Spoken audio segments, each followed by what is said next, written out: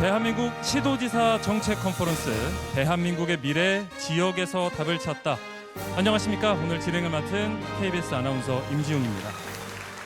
오늘은 시도지사가 중심이 돼서 우리 대한민국이 직면하고 있는 각종 문제의 해결 방안을 함께 생각해보는 시간을 갖도록 할 텐데요. 오늘은 먼저 지역 균형 발전과 인구 감소 대응에 대한 시도지사님들의 정책을 듣도록 하겠습니다.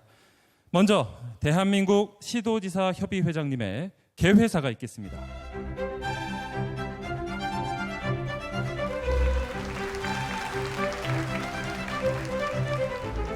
대한민국의 미래 지역에서 답을 찾다라는 주제로 마련한 2024 시도지사 정책 컨퍼런스에 참석해 주신 모든 분들을 진심으로 환영합니다. 대한민국 전역을 정말 살기 좋은 지역으로 만들기 위해서 온 힘을 다하고 계신 전국 각 시도지사님들께 존경과 함께 감사의 말씀을 드립니다. 내년이면 지방자치 30년을 맞습니다. 모두 지방이 살아야 나라가 산다라는 표제를 걸어왔습니다. 하지만 아쉽게도 그동안 지방은 살아나지 못했습니다. 오히려 수도권 집중이 날로 심화되면서 사실 대한민국이 지금 처해 있는 모든 문제의 근원에 이 수도권 일국주의가 자리 잡고 있습니다. 저희가 이런 컨퍼런스를 준비한 이유가 여기에 있습니다. 단순히 지역의 문제를 지역의 문제로 제기하는 것이 아니라 대한민국의 문제로 제기하고 대한민국의 해법을 바로 우리 국민들의 삶의 현장에 있는 시도지사들의 입을 통해서 찾아보고자 하는 것이 이 컨퍼런스의 취지입니다. 시도지사님들의 경험과 또 이 해안 그리고 현장에서 느끼는 절절한 문제의식들이 대한민국의 앞날을 열어가는 나침반이 될 것으로 확신합니다. 많은 창의적인 대안들이 제시되는 것으로 알고 있는데 좀 경청해 주시기를 부탁드리고 다시 한번 참석해 주신 모든 분들을 진심으로 환영합니다. 감사합니다. 네, 박형준 제17대 대한민국 시도지사 협의회장의 개회사였습니다.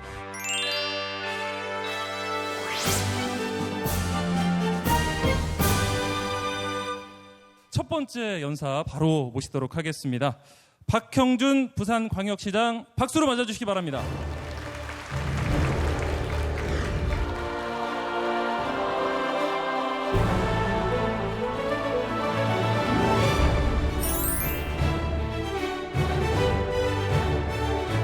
저는 대한민국이 지금 3대 문제로 홍역을 앓고 있다고 생각합니다. 첫째는 잠재 성장률 저하고요.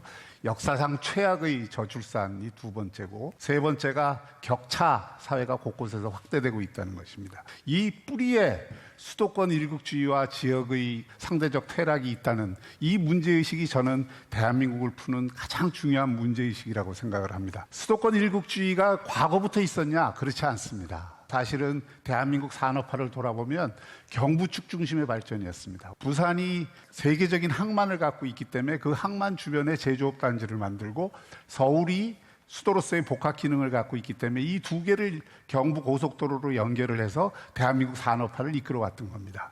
그리고 그 경부축 중심의 산업화에서는 부산, 울산, 대구, 구미, 대전, 서울까지 이 발전축이 형성됐습니다.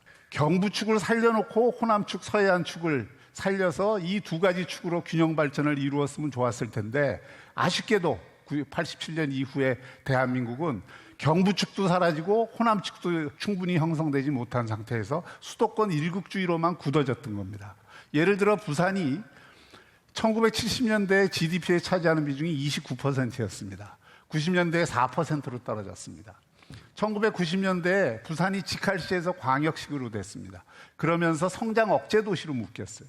부산만 묶인 게 아니라 남부권 전체가 묶인 겁니다, 사실은. 호남에서, 영남에서, 대전에서 모든 곳에서 수도권으로 몰려드는 그 구조가 완성이 된 겁니다.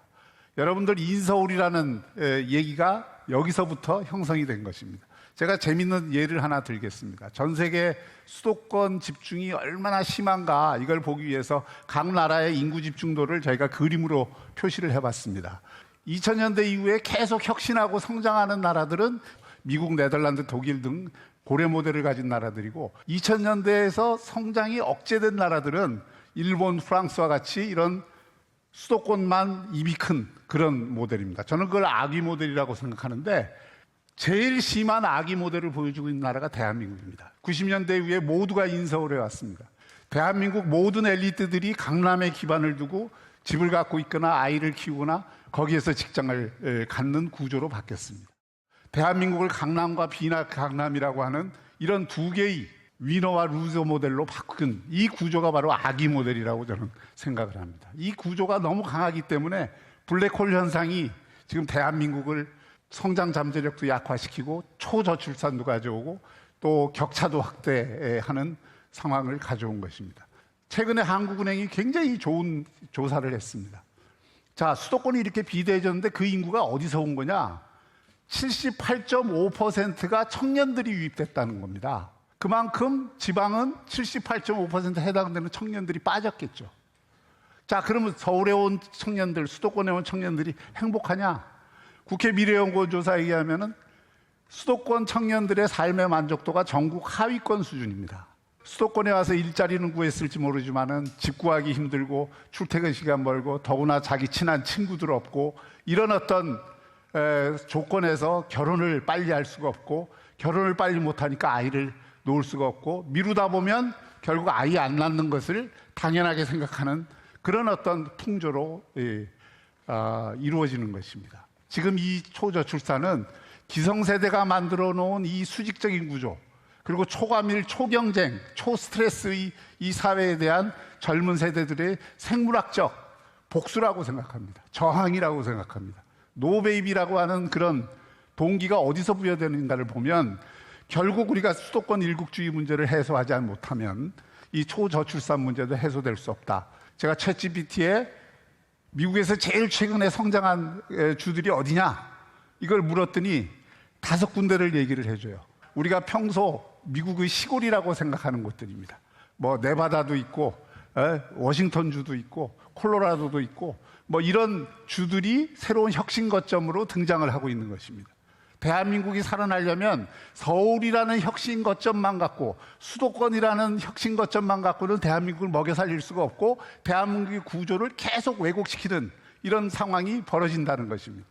이것을 극복하기 위해서는 혁신 거점을 지역에 확실하게 구축해주는 전략이 필요합니다.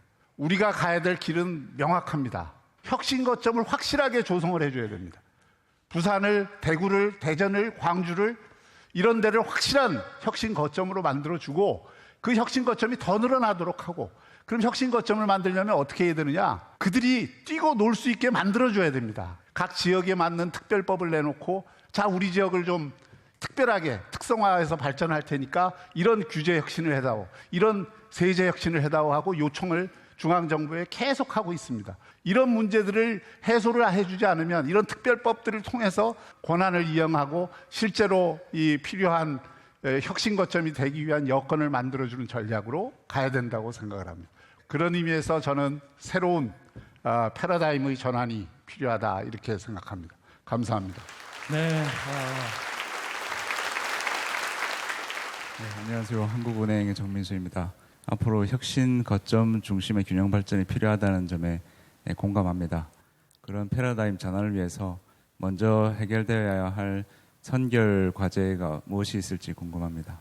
지금은 굉장히 기울어진 운동장이기 때문에 또 기울어진 막대이기 때문에 이 기울어진 막대를 피기 위해서는 좀 반대 방향의 그 강력한 그 기울기를 해소하려고 하는 노력이 필요합니다. 규제 자유지역으로 만들어주고 또 거기에서 필요로 한 사람 그리고 돈 그리고 기업들이 올 수 있는 여건을 만들어주자는 것입니다.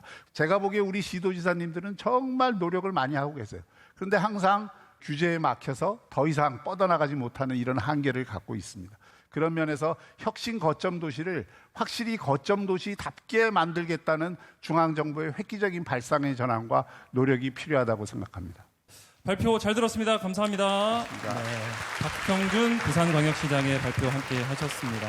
자, 다음으로 저출생, 인구 절벽의 파격적인 해법을 갖고 나오신 분입니다.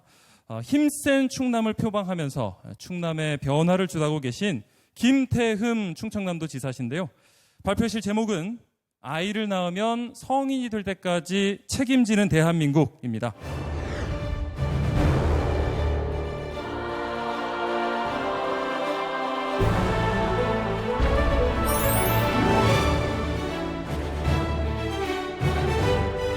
충청남도지사 김태흠입니다. 저는 오늘 여러분에게 이 시대의 화두인 저출생에 대해 이야기를 해보고자 합니다. 우리나라의 2023년 합계 출산율은 0.72명으로 부부가 자녀를 한 명도 갖지 않는 시대가 되었습니다. 정부는 저출생 극복을 위해 지난 18년간 380조 원의 예산을 투입하였지만 저출생 문제는 갈수록 심각해지고 이제는 국가의 전망 문제로까지 거론되고 있습니다. 2024년 미혼 남녀 10명 중에 4명은 출산할 의향이 없다고 합니다. 하지만 정부와 기업이 지원을 확대한다면 그중 44%는 생각을 바꾸겠다고 답했습니다. 가장 큰 문제는 육아 부담일 것입니다. 아이를 낳고 키우는 것은 더 이상의 개인 문제만은 아닙니다. 그래서 아이를 낳으면 성인이 될 때까지 국가가 책임진다는 그런 각오로 힘센 충남 풀케어 돌봄 정책을 마련해야 했습니다. 충남은 아이를 키우는 부모들이 가장 어려움을 겪는 돌봄에 초점을 맞춰 2026년까지 합계 출산율 1.0명 이상으로 회복시키는 것을 목표로 삼고 있습니다. 0에서 5세 유아 돌봄을 제공하는 365일 24시간 전담 어린이집을 설치합니다. 올해에는 3개소를 시범 운영하고 내년부터는 전체 시군으로 확대하여 충남의 엄마, 아빠들은 언제 어디서나 마음 놓고 아이를 맡길 수 있게 됩니다. 6세에서 12세 초등학생을 위해서도 아파트 공동시설, 또 종교시설, 휴폐원, 어린이집 등을 활용하여 신규 돌봄센터를 대폭 확대할 계획입니다. 임신, 출산 가구에 대한 주거 부담 해소를 위해 충청남도는 공공임대주택의 특별 공급 비율을 55%에서 100%까지 확대합니다. 원래 특별 공급 비율은 중앙정부에서 정했습니다. 저는 관계 부처와 지속적으로 협의하여 시도지사 권한으로 비율을 정할 수 있도록 제도 개선을 이끌어냈습니다. 출산과 육아에 대한 우리 사회의 인식 변화도 중요합니다. 충남은 올해 7월부터 공공 최초로 주 4일 출근제를 도입하였으며 이는 서울, 경기, 대전 등 다른 지역으로 확산되고 있습니다. 민간의 적극적인 동참을 위해서 내년부터 출산육아 지원 제도를 시행 중인 중소기업에 대해서도 1천만 원의 장려금을 지원하겠습니다. 저는 지난 4월 3일 힘센 충남 풀케어 돌봄 정책을 발표하면서 과감한 제도 개선이 필요한 정책들을 중앙정부와 정치권에 제안하였습니다. 먼저 지역별로 저출생 관련된 각종 수당을 잘게 쪼개주고 있어 받는 사람들의 입장에서는 정작 혜택을 느끼지 못하고 있습니다. 아이를 낳고 기르면 충분한 지원을 받는다고 체감할 수 있도록 여러 종류의 수당들을 전국적으로 통합해야 합니다. 비혼 동거 커플에게도 혼인 부부와 동일한 세금과 복지 혜택을 부여하여 결혼 부담 없이 아이를 가질 수 있도록 해야 합니다. 결혼 비용은 청년들에게 큰 부담입니다. 결혼 출산 시 증여받는 재산세, 증여세, 비과세액을 더욱 확대할 것을 제안합니다. 외국인들도 우리 이웃으로 받아들여야 합니다. 개방적인 이민 정책으로 전환이 필요합니다. 저는 충청남도의 다양한 노력들이 반드시 성과를 낼 것으로 확신하고 있으며, 아이를 낳으면 성인이 될 때까지 책임지는 충청남도, 더 나아가서 대한민국이 되길 기대합니다. 감사합니다. 충남 여성가족청소년 사회서비스원 맹준호 연구위원입니다. 육아 직원에 대한 주 4일 출근제를 도입하셨는데요. 현장에서는 다소 이른감이 있다, 다소 시기상조이지 않는가라는 의견도 존재합니다. 이에 대해서 도지사님께서는 어떤 의견을 갖고 계신지 궁금합니다.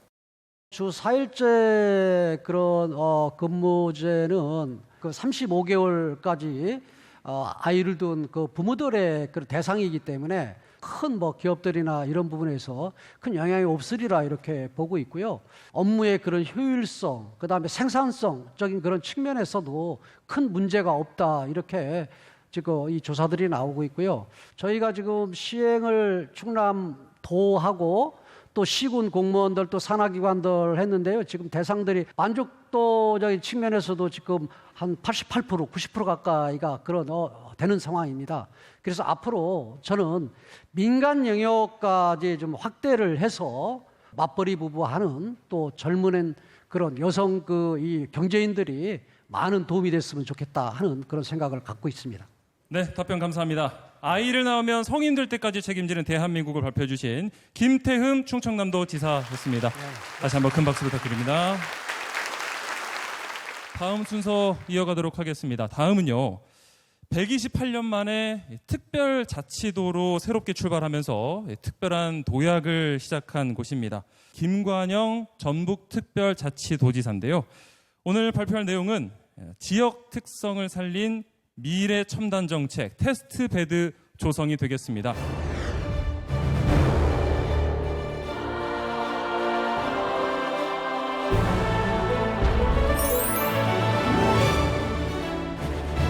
전북특별자치도지사 김관영입니다.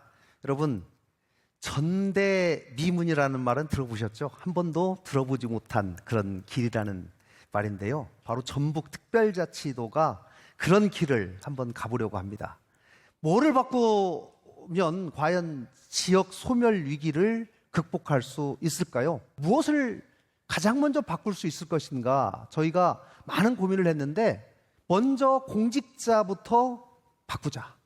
우리가 솔선수범하고 스스로 개혁하는 모습을 갖는 것이 혁신의 출발점이다. 이렇게 생각을 해서 저희는 타 지자체에서 가장 잘하고 있는 일을 한 건씩 저희 전북의 벤치마킹 프로젝트를 시작을 했습니다. 그래서 첫 해에 264건을 발표했는데 제가 정말 깜짝 놀랐습니다. 하나도 버릴 게 없었습니다. 제가 거기에 자신감을 얻어서 작년에 한번 또 했습니다. 작년에는 323명이 또 한 번 했어요.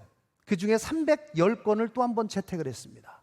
지방소멸 위기를 극복하는데 가장 중요한 것이 좋은 일자리를 갖는 기업들을 많이 양성시키는 것이 가장 중요하기 때문에 도청에 있는 공무원들이 500명이 우리 도에 있는 기업 500개를 1대1로 매치해서 전담제를 하고 애로 해소를 하자. 1년을 했더니 너무 성과가 좋아요. 이거를 도 전체로 확산을 해서 C군도 같이 참여해서 지금은 2,800명의 공무원이 2,800개의 기업을 1대1로 마크해서 애로사항을 해결하고 있습니다. 이거 기업한테 굉장히 참 좋은 반응을 얻고 있습니다. 저희가 올 4월에 대한민국에서 가장 기업하기 좋은 도시로 선정되는 그런 영예도 안았습니다. 또 이것은 기업 유치의 성과로도 나타났는데요. 사실 전북이 제조업이 좀 약합니다. 그동안 10년 동안 약 15조 원 정도의 투자 유치를 받았는데 최근 2년간 약 13조 원 정도의 투자 유치 성과로 이어지게 되었습니다. 저희 전북이 올해 1월 18일부터 전북특별자치도라는 이름으로 바꿨습니다. 그러나 이름을 바꾸면서까지 우리가 절박한 마음으로 새로운 도전을 해보자라고 시도를 했는데 어떤 도전을 하고 있는지를 여러분에게 잠깐 소개해 드리도록 하겠습니다. 저희가 그동안 특별자치도가 되면서 과감한 비자, 이민 정책도 필요하다. 또 지방에 이전하는 기업들에게 과거와는 비교할 수 없을 만큼의 과감한 인센티브를 줘라. 또 전북의 장점인 농생명 산업의 수도를 지향한다. 또 산학관광제도 뭐 이런 것들, K-팝 국제학교 이런 몇 개의 특례를 통해서 저희가 14개의 특구를 만들 수 있는 권한을 부여받았습니다.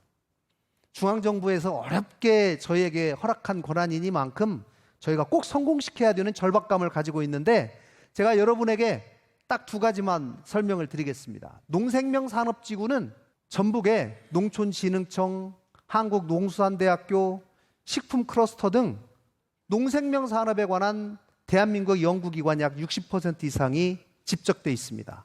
사실 전북에 가장 잘할 수 있는 분야이기 때문에 지금은 농생명산업이 과거 생산뿐만 아니라 가공, 관광까지 이루어지는 6차 산업으로 이어지고 있지요. 그렇기 때문에 어느 한 지역에서 농지를 신속하게 바꿔야 될 필요성이 있습니다.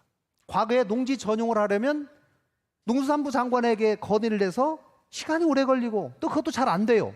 근데 저희가 농산업생명지구로 지정을 받으면 그 지정된 지역 안에서는 농지를 전용하는 권한을 농림부 장관으로부터 도지사가 가져왔습니다. 그래서 신속하게 농지 전용을 통해서 그 지역을 일괄하게 가장 현실에 맞게 바꿀 수 있는 것이죠. 이것을 통해서 스마트팜이라든가 농촌 청년농을 육성하는 데 크게 도움이 될 거라고 생각합니다. 또 하나는 산학관광진흥지구입니다. 산학관광 특구를 지정하면 그 안에서 환경영향평가를 과거에는 환경부 장관이 했는데 이것도 마찬가지로 도지사가 그 권한을 가지고 와서 그 지역에 맞는 산학관광지구를 만들어 볼 수 있습니다. 결국 다른 해외에서는 되지만 국내에서 잘 안 되고 있는 것을 전북에서 먼저 테스트베드를 해보자. 먼저 여기가 전진기지가 돼서 먼저 한번 해보고 잘 되는 것을 확인한 후에 전국으로 확산시키는 전진기지가 되기를 자처하고 있는 것이 전북특별자치도의 핵심입니다. 전북이 가는 길이 대한민국이 가는 길이 되게 하겠다라고 하는 것을 저희가 먼저 열심히 해서 시범을 보이고 전국으로 확산시키는 전진기지가 되도록 하겠습니다. 감사합니다. 가톨릭대학교 사회학과 이현빈입니다. 전북이 이번 국가대표 브랜드 기업하기 좋은 도시 대상을 수상한 비결이 궁금합니다. 또한 지사님은 대상 받으실지 예상하셨는지, 수상을 위한 특급 전략이 있었다면 무엇인지 들려주셨으면 합니다. 네, 사실 모든 지자체가 기업하기 좋은 환경을 만들기 위해서 노력하기 때문에 저희가 1등가리라고는 솔직히 생각 못했는데 현재 2,800명의 공무원이 2,800개의 기업을 전담하고 애로사항을 해소하고 있는데요. 그것 말고도 저희는 도에서 세무조사를 하게 되면 연초에 세무조사 대상 기업한테 편지를 보내서 기업의 실정에 맞게 시기를 선택할 수 있도록 합니다. 환경오염 단속은 사전에 불시에 가는 것보다는 계도 위주의 개선 위주의 예고를 하고 환경오염 단속을 하게 되는데 그게 생각보다 기업들한테 굉장히 반응이 좋은 것 같습니다. 네, 그 정도로 답변 드리겠습니다. 네, 감사합니다. 김관영 전북특별자치도지사였습니다. 박수 부탁드립니다. 감사합니다. 기업하기 좋은 도시를 표방하면서 엊그제까지 울산 국제정원 박람회 유치를 위해서 튀르키예 또 폴란드 바르샤바까지 다녀오셨습니다. 김두겸 울산광역시장인데요. 기업과 함께 성장하는 지방정부를 주제로 발표를 해주겠습니다.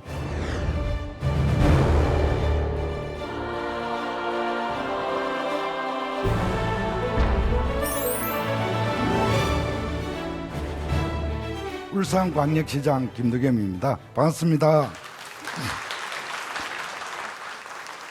지역이 잘 살아야 나라가 잘 삽니다. 현 주소는 어떻게 할까요? 이 숫자의 의미는 무엇일까요? 바로 기울어진 현주소입니다. 그럼에도 불구하고 우리 울산은 각종 규제 그리고 여러 가지 절차를 완화하면서 울산만이 갖고 있는 경쟁력을 갖춰 나가고자 합니다. 울산의 그 형태를 본다면은 심장 역할, 하트 모양입니다. 그리고 울산 도심에 이 그린벨트가 딱 중심부로 이렇게 그린벨트가 제정되어 있고 이게 면적이 약 25% 정도 됩니다. 울산의 도시 균형 발전에 굉장히 저해가 되는 부분이고 이 그린벨트라는 것은 도시의 무분별한 확장을 막기 위한 제정된 부분인데 사실은 지방은 이제 소멸 상태인데 무분별한 확장이 없습니다. 울산 같은 경우에는 공장을 짓고 싶어도 가용 용지가 없어서 더 많은 비용을 들여서 타 지역으로 많이 공장을 이설하고 있습니다. 이제 그린벨트가 완화되면서 울산의 그러한 문제들을 많이 완화가 됐다는 말씀을 드립니다. 울산이 주도를 해서 분산에너지 활성화법을 제정을 했습니다. 이 법의 근본 취지는 차등 요금제입니다. 자유시장 경제의 논리에도 생산지가 뭐든지 좀 가격이 사야 됩니다. 그럼에도 불구하고 여기서 전력을 생산하면서 수도권을 전력 보내는데 여기에는 송배전 비용이 다 포함되는 법입니다. 그러면서도 동일한 전기 요금을 낸다는 것은 자유시장 경제 논리에 맞지 않습니다. 전력이 생산한 지역에 바로 차등 요금제를 적용을 한다면은 그런 산업들은 이런 지역으로 몰려오게 돼 있습니다. 2차 전지라든지 데이터 센터라든지 반도체라든지 이런 산업들은 다 전력 소비 산업들입니다. 그래서 이런 산업들이 지방으로 와야 지역이 균형 발전되고 지역이 잘 살 수 있다.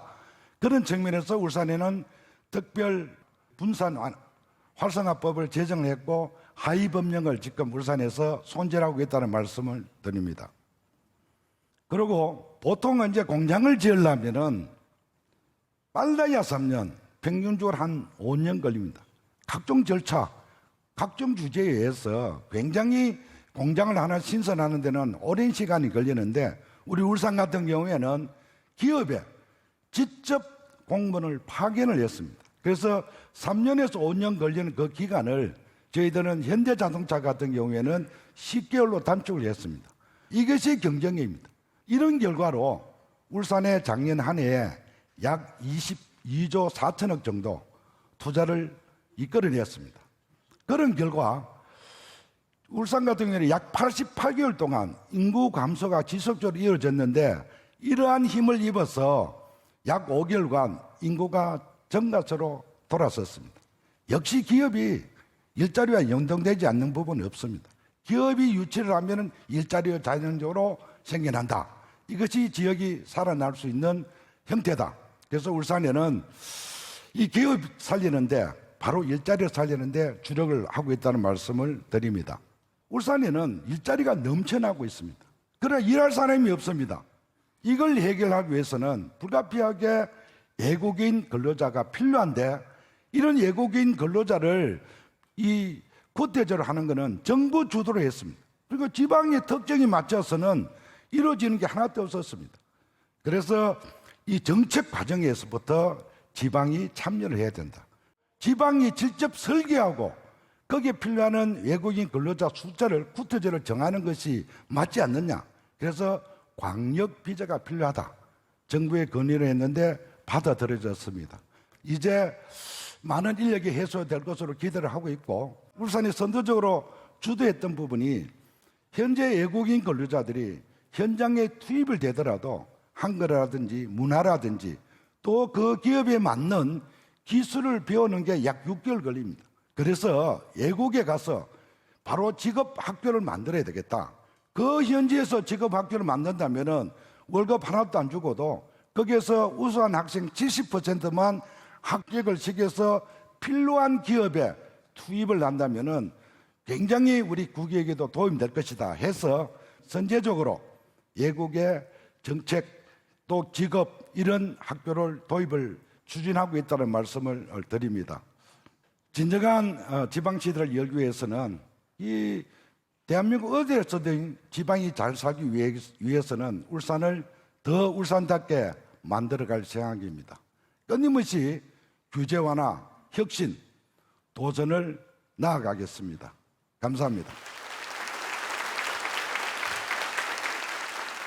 위린넷이라는 작은 기업을 운영하고 있는 김재윤입니다. 그린벨트 해제는 말씀하신 대로 기업에게서 되게 중요합니다. 이 측면에서. 그런데 모든 권한이 지방으로 이관되기는 현실적으로 쉽지 않은데요. 만약에 그 시장님께서 모든 권한을 다 부여받으신다면 어떤 방향으로 그 권한을 사용하실지 궁금합니다.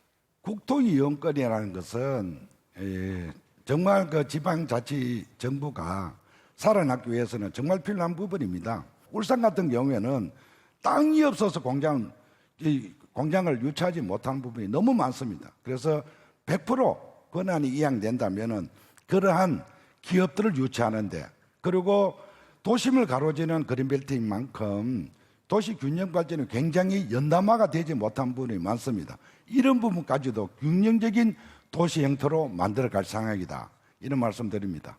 기업과 함께 성장하는 지방정부 김두겸 울산광역시장이었습니다. 감사합니다.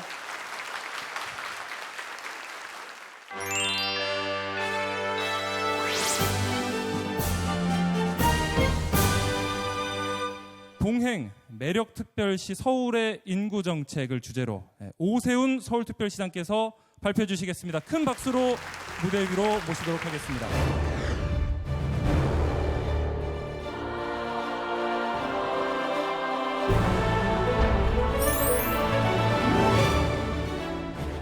서울도 중앙정부와의 관계에서는 지역입니다.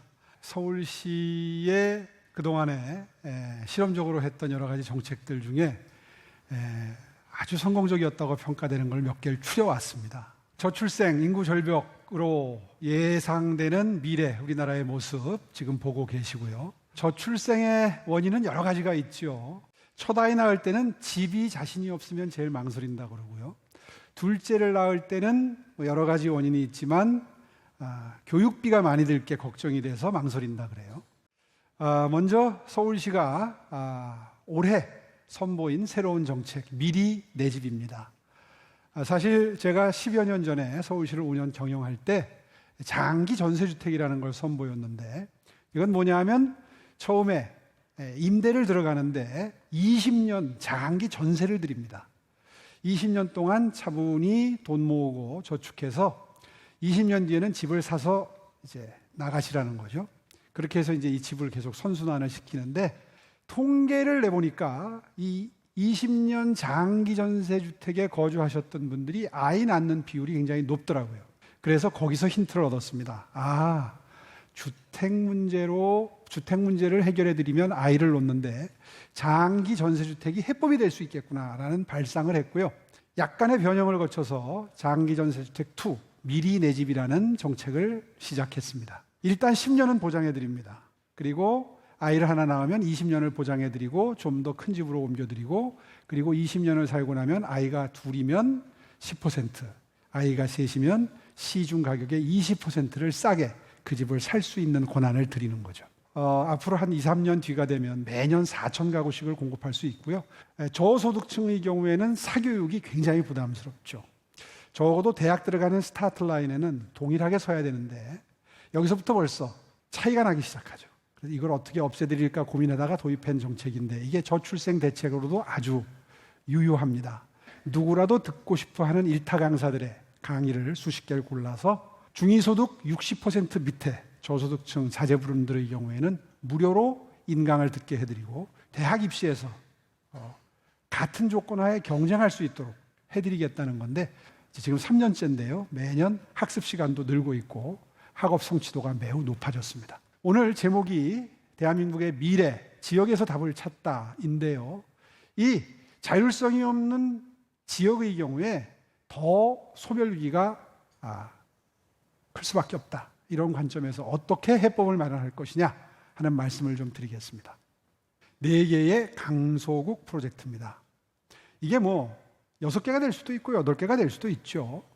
먼저 힌트를 얻은 것은 이런 아일랜드나 싱가포르, 두바이와 같은 인구 500~600만 혹은 400만 언저리의 도시국가 정도 사이즈의 아주 국민소득을 많이 단기간에 끌어올린 나라들의 비결을 한번 정리해 봤습니다. 철저히 분석된 비전과 전략을 바탕으로 해서 각자 독특한 개성 있는 발전 전략을 구사한 덕분에 국민소득 5만 달러, 10만 달러의 나라의 도시국가에 빠르게 도달했다 하는 것이고요. 어떤 전략을 펼쳐야 초고속 경제 성장을 할 수 있는가, 비법을 한번 나름대로 정리를 해보니까 첫째가 종합행정 거버넌스 체계를 지금과 같은 체제에서 완전히 바꿔줘야 된다. 무슨 얘기냐 하면 중앙정부는 외교 안보만 남겨놓고 나머지 발전 전략, 경제 발전 전략이나 복지 정책 같은 것들은 전부 지방으로 완전히 이양을 하는 겁니다.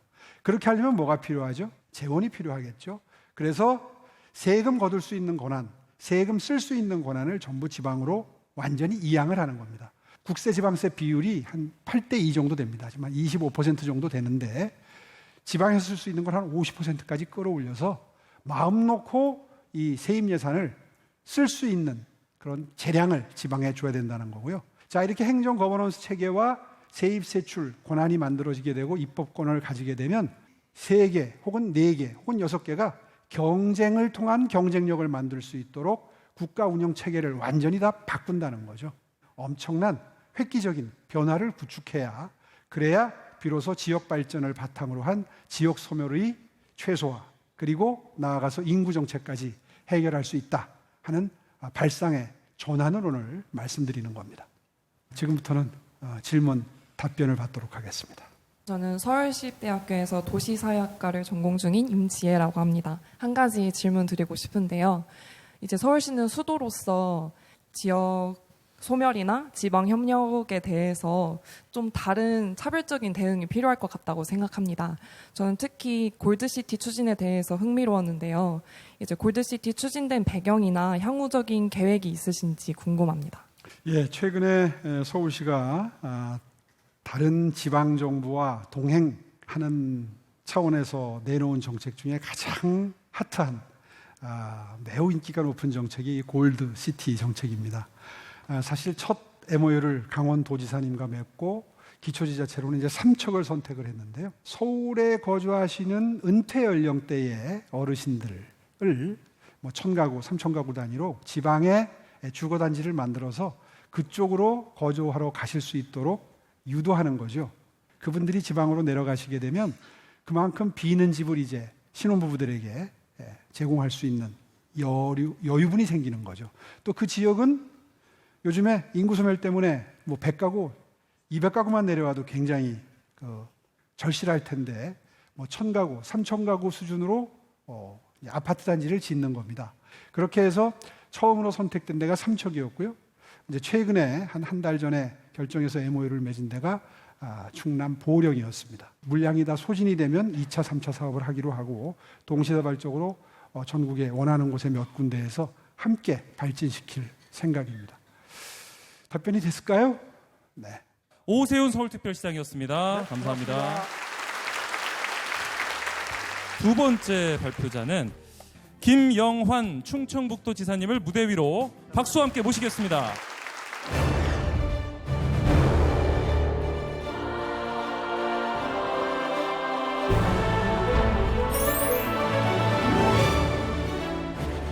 충청북도는 서울시 면적의 12배가 되는 그런 땅이고, 그리고 싱가포르보다 10배가 되는 땅이며, 충청북도는 두말할 나위도 없이 물의 중심의 그런 지역입니다. 대한민국의 수자원의 대부분을 충청북도가 갖고 있습니다. 충주댐은 여러분이 지금 마시고 있는 물의 70%를 팔당을 거쳐서 공급하고 있습니다. 대청댐은 지금 충청북도와 남도와 전라북도의 물을 98%를 제공하고 있습니다. 우리는 물의 중심을 가지고 있습니다. 우리는 또한 길의 중심을 가지고 있습니다. 모든 길을 충청북도를 통해서 가야 되는 그런 길의 중심을 가지고 있습니다. 충청북도는 첨단 산업의 중심을 가지고 있습니다. 지금 이 나라에서 만드는 2차 전지의 42%를 이곳에서 생산하고 있고, 태양광의 83%를 이곳에서 만들고 있으며, 반도체가 전국에서 두 번째, 화장품이 두 번째, 바이오 생산이 두 번째가 되는 첨단 산업의 중심을 갖고 있습니다. 그럼에도 불구하고 우리는 대한민국의 성장판이 닫히고 있다라는 의구심을 가지고 있습니다. 제가 그런 생각을 갖게 된 것은 첫째로 우린 아이를 낳지 않기 때문에 대한민국의 성장이 멈춰지고 있는 것이 아닌가 하는 그런 생각을 갖고 있습니다. 공장이 수도 없이 밀려오고 있으나 공장에 일할 근로자를 구하지 못하는 그런 어려움 속에 있습니다. 농촌에 젊은 농부를 갖지 못하는 어려움이 있습니다. 대학에는 대학생이 없고 그리고 전통시장에는 구매력을 가진 소비자가 없으며 그리고 연구소에는 연구원을 공급하지 못하는 그런 문제가 있다 이렇게 생각합니다. 성장판이 닫히고 있다. 이것이 저희가 갖고 있는 현실 인식입니다. 따라서 이 문제를 해결하기 위한 정책을 만드는 것이 충청북도의 노력입니다. 그렇게 해서 우리는 이것을 달성했습니다. 우리는 농촌에 인력을 공급하기 위해서 도시와 농촌을 함께 생각하는 도시농부라는 정책을 시행했는데 이것이 폭발적인 반응을 보이고 있습니다. 농촌에 노동력을 공급하기 위해서는 외국인 근로자를 써야 된다는 그런 생각 위에서 그동안 농민 정책이 진행되어 왔다면 우리는 도시에 남는 인력을 농촌에 투입해야 한다. 이런 도시 농부 제도가 지금까지 충청북도에서만 10,000명이 일을 하는 그런 일이 벌어지게 되었고 무려 20만에 가까운 사람들이 농촌에 투입되고 있습니다.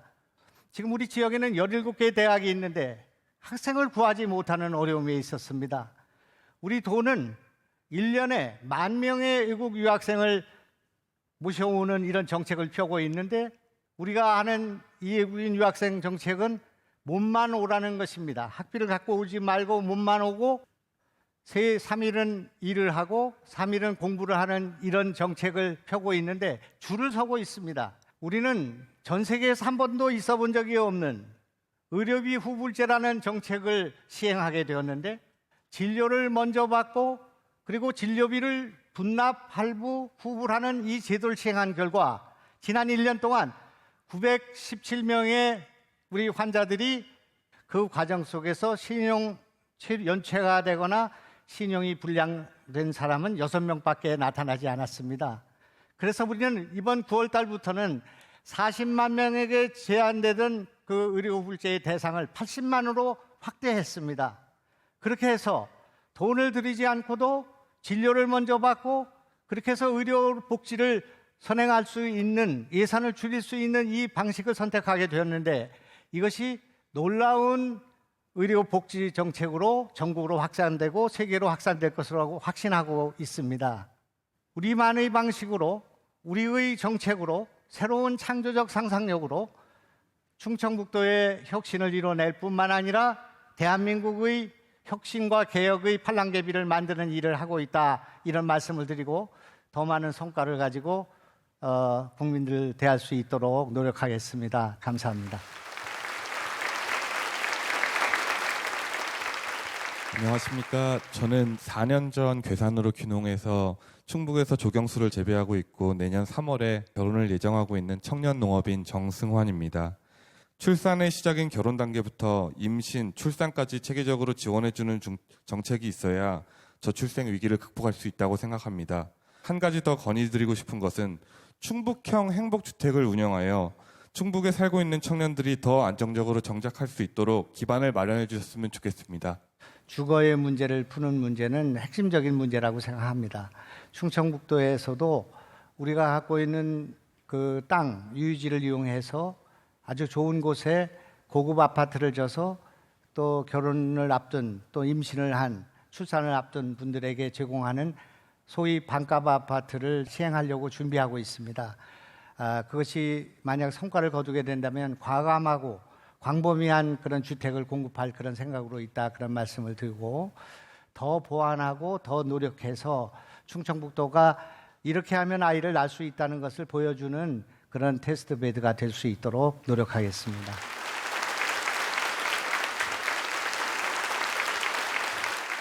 여러분 어떻게 좀 실마리를 찾으셨을까요? 이 저출생이나 인구 절벽의 문제는 뭐 단번에 해결되는 일은 아닐 수 있습니다. 하지만 현장에 답이 있듯이 이 국민 삶에 가장 가까이 있는 지역과 지방정부의 이런 해법에서 많은 분들이 좀 희망의 단초를 발견하시지 않으셨을까 하는 생각이 듭니다. 이 역량을 한데 모을 때 비로소 우리는 극복의 실마리를 찾을 수 있을 것 같습니다. 오늘 함께해 주신 여러분 고맙습니다.